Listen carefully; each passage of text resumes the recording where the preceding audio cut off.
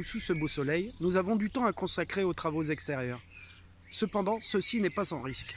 En effet, chaque année, environ 300 000 personnes sont admises aux urgences pour des accidents de jardinage ou de bricolage.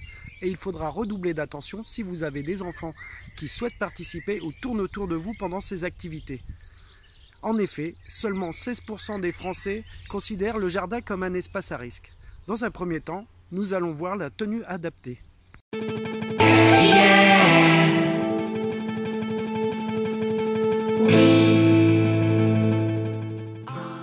Évitez les tenues trop légères comme t-shirt, short et tongs. Mettez des hauts à manches longues, un pantalon, des chaussures fermées, sans oublier une casquette ou un chapeau pour vous protéger du soleil. Pensez également à mettre des gants pour éviter les blessures aux mains.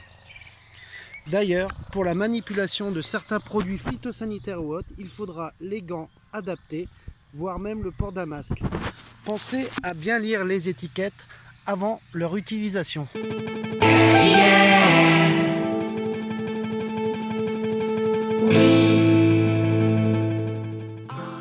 Pour les outils, pensez déjà dans un premier temps à vérifier leur bon état de fonctionnement avant de les utiliser.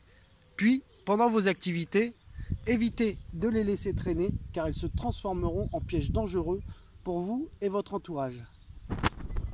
Rangez-les hors de portée des enfants. Il en est de même pour les produits pouvant être toxiques, ceci afin d'éviter tout risque d'empoisonnement.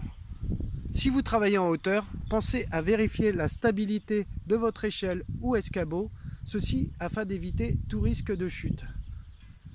Maintenant, nous allons voir les numéros d'urgence avec Thibaut.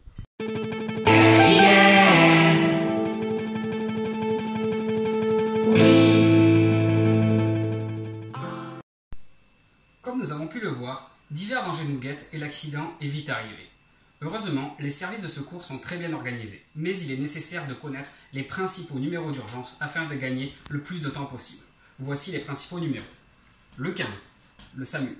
J'appelle pour obtenir l'intervention d'une équipe médicale lors d'une situation de détresse, ainsi que pour être redirigé vers un organisme de soins. Le 17, police ou gendarmerie, en fonction de votre lieu de résidence. J'appelle lorsque je suis en danger ou lorsque je constate que quelqu'un est en danger. Le 18, les pompiers. J'appelle pour signaler une situation de péril ou alors un accident concernant des biens ou des personnes et obtenir une intervention rapide. Le 112, le numéro d'urgence européen. J'appelle pour toute urgence nécessitant une ambulance, les pompiers ou encore la police. Le 114, le numéro d'urgence dit SMS fax, est un numéro permettant de communiquer avec les secours par le biais du SMS ou encore du fax. Les numéros d'urgence sont gratuits et disponibles 24 heures sur 24.